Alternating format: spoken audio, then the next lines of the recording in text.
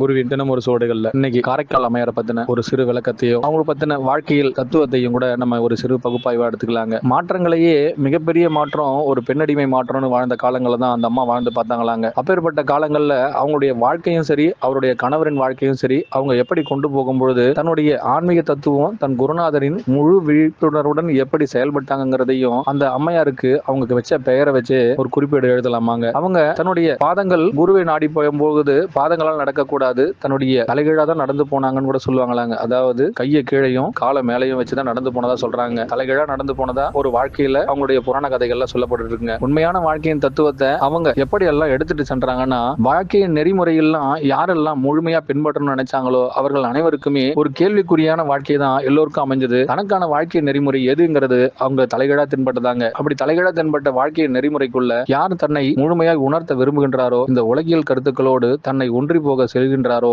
அவர் எப்படி இருக்கின்றார் என்று பார்க்கும்பொழுது உலக ரகசியங்களும் உலக நியதிகளுக்கும் தலைகீழா இருந்ததாங்க. அப்படி உலக நியதிகளுக்கு தலைகீழா இருந்த அவங்களுடைய வாழ்க்கையின் தத்துவங்களை அவங்க தன்னுடைய பகுப்பாய்வின் கீழே தன்னையும் புரட்டி பார்க்க, தனக்கு இருக்கும் அனைத்தையும் தலைகீழாக பார்க்க வேண்டும்ங்கிறதுக்காக தன்னுடைய பாதங்களுக்கு பதிலாக கைகளையே வைத்து தன் குருநாதரை நோக்கி பயணிச்சாங்களாங்க. அப்படி பயணிச்ச பல காலங்கள்ல அவருடைய வெற்றியும் தோல்வியையும் எப்படி எல்லாம் ஏற்க முடிஞ்சதுன்னா, குருவின் தந்திரம் எப்படி இருக்கின்றது, குருவின் குணாதிசயம் எப்படி இருக்கின்றது, ஞானம் எப்படி கிடைக்க வேண்டுங்கிறதுக்கு அவங்க பட்ட பாடும் சரி, அவங்க அடைந்த நிலையும் சரிங்க. உச்சகட்டத்துல தான் போய் அவங்களுக்கான விழிப்புணர்வு கிடைச்சதாங்க. அதுவரை அவங்க போராட எப்படி அவங்களுடைய வாழ்க்கையில் நியதி கூட மாறி போச்சுன்னா, தன் கணவருக்கும் அவங்களுக்கும் ஒவ்வொரு நெறிமுறையிலையும் ஏற்பட்ட மாற்றங்களுக்கும் கருத்து வேறுபாடுகளுக்கும் அவங்க ஏற்படுத்திக்கிட்ட ஒவ்வொரு காரசாரமான விஷயங்களையும் அவங்களே அதற்கான பகுப்பாய்வுக்குள் நுழைந்து அதுல வெற்றியும் கண்டாங்களாங்க. முழு பகுப்பாய்வுக்குள் எப்படி எல்லாம் வெற்றி காணலாம், வெற்றியின் ரகசியத்திற்குள் அப்படி என்ன மறைந்து போகுமோ அதை நான் எப்படி வெளிப்படுத்தி பார்ப்பது, வெளிப்படும் தன்மைக்குள் எல்லாம் தன்னை பொருத்தி பார்க்க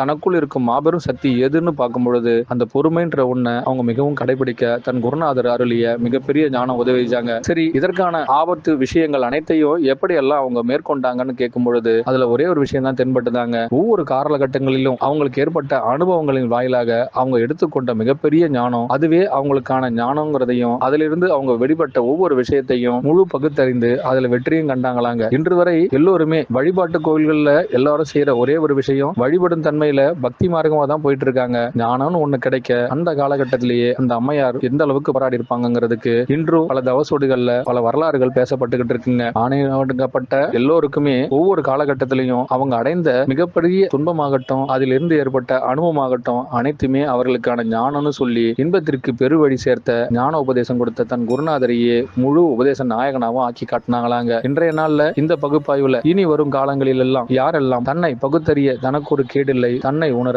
தானே மிகப்பெரிய ஆகமன் ஆகின்றோம் என்பதை உணர்ந்தாங்கன்னா போதும், வெற்றிக்குள் அவர்களே மிகவும் முக்கியசாலிகளா இருப்பாங்க. அதிலிருந்து அவர்கள் எடுக்கும் ஒவ்வொரு விஷயமும் அவர்களுக்கான ஞானமா இருக்கட்டும்னு சொல்லி இந்த பகுப்பாய்வு முடிக்கிறவங்க காலத்தில் பயிர் செய்த ஒவ்வொரு காலத்திலும் அவர்களுக்கான வெற்றி யார், ஏன், நான் யார் என்ற பகுப்பாய்வுக்குள் ஒவ்வொருவரும் தன்னை முயற்சி பார்க்கும் பொழுது வெற்றிக்குள் அவர்களே தென்படுவர்களாக. அனைவருக்கும் குருவே சரணம், குருவடி சரணம், திருவடி போற்றுங்க.